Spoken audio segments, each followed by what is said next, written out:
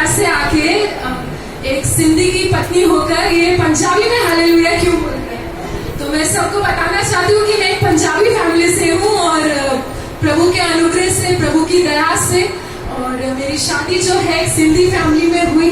और आप सब जानते हैं, जैसे पास्टर साहब ने परिचय दिया था, पास्टर अशोक परनानी की मैं बहू हूँ।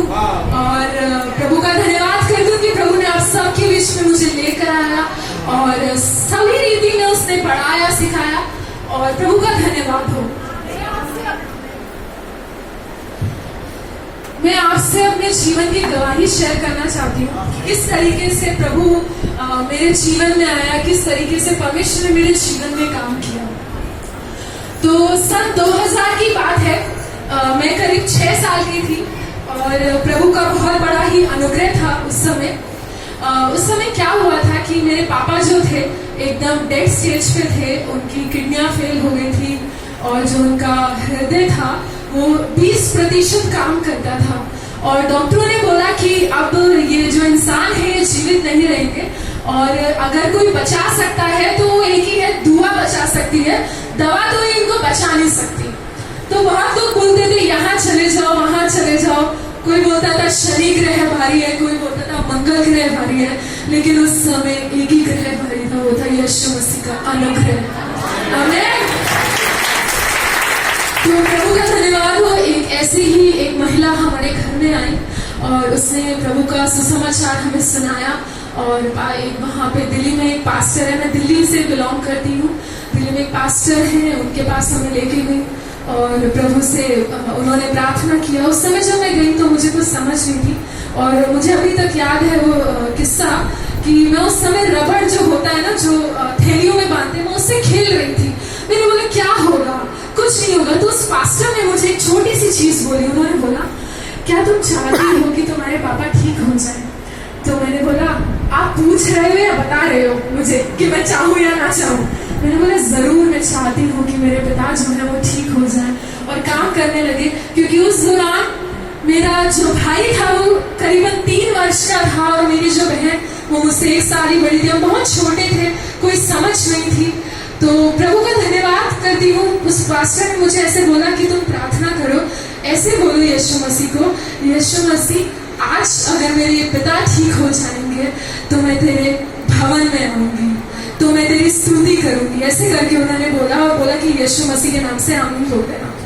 तो पास्टर ने अपने पीछे दुआ दोहराई हमें, और उसी समय मेरे पिता ने ऐसे बोला कि ऐसा लगा चारू, मुझे मेरी मम्मी को बोला चारू, और चारू की मम्मी, मुझे ऐसा लगा कि मेरे शरीर से ना कुछ निकला है।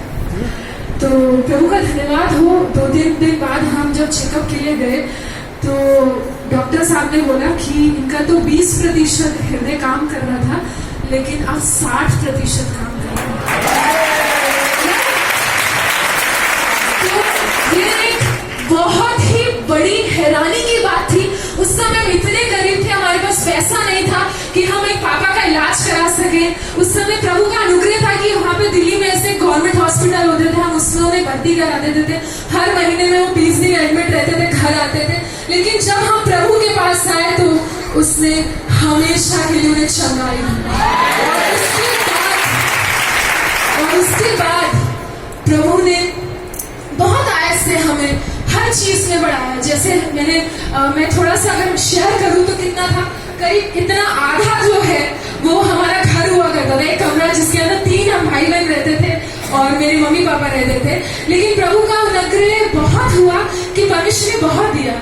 लेकिन एक समय आया 2007 में, मेरे पिता की मृत्यु हो गई दिसंबर में।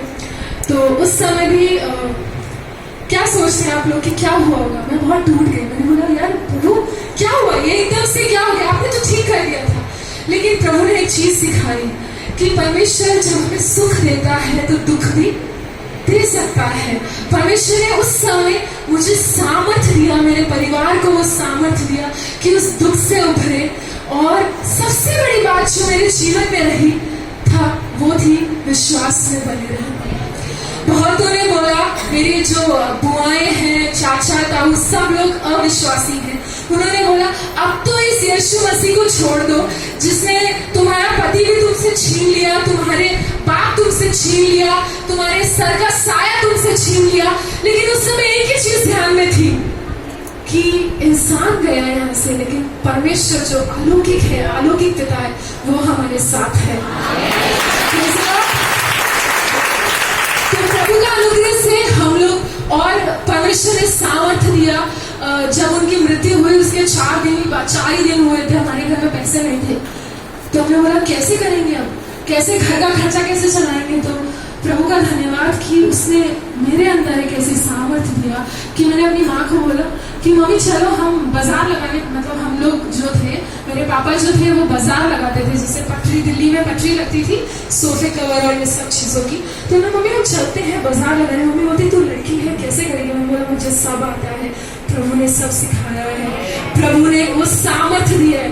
लोगों ने बहुत बातें बनाई कि अभी 4 दिन हुए इसकी मृत्यु हुए, इसके पति की मृत्यु हुए, कैसे ये है लोग बाजार लगाने के लिए चले गए, अपने पैसे कमाने के लिए।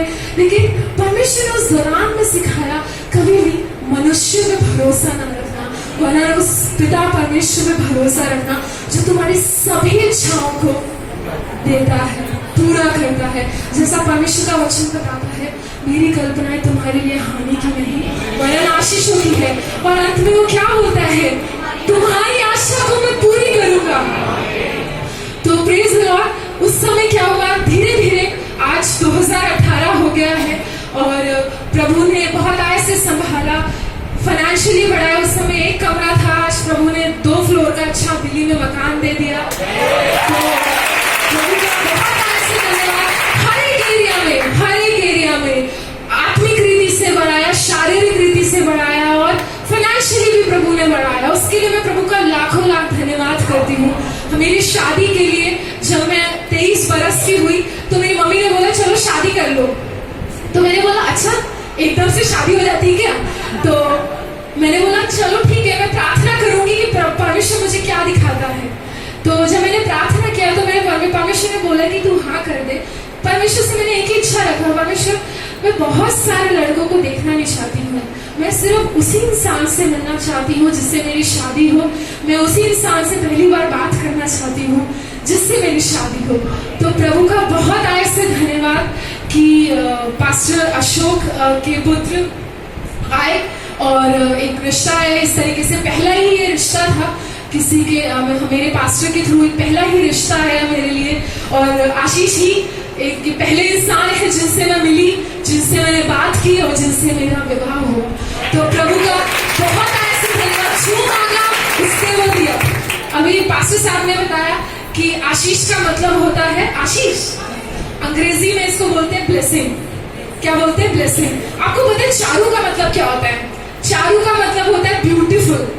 तो परमेश्वर ने एक ब्यूटीफुल ब्लेसिंग हमको बनाया, उसके लिए धन्यवाद। और मैं आप सबसे विनती करती हूँ कि आगे भी आप हमारे लिए प्रार्थना करते रहिए। जी जरूर। तो आप सभी लोग हमारे लिए प्रार्थना करते रहे। हमारा परिवार जैसे पता है, पास्टर ने बताया कि सेवकाई में है, तो सेवकाई को बढ़ाए, हमें हमारे वैवाहिक जीवन पे प्रभु आशीष दे और सभी रीति से बढ़ाए। सब कुछ है मसीह की हालेलुया।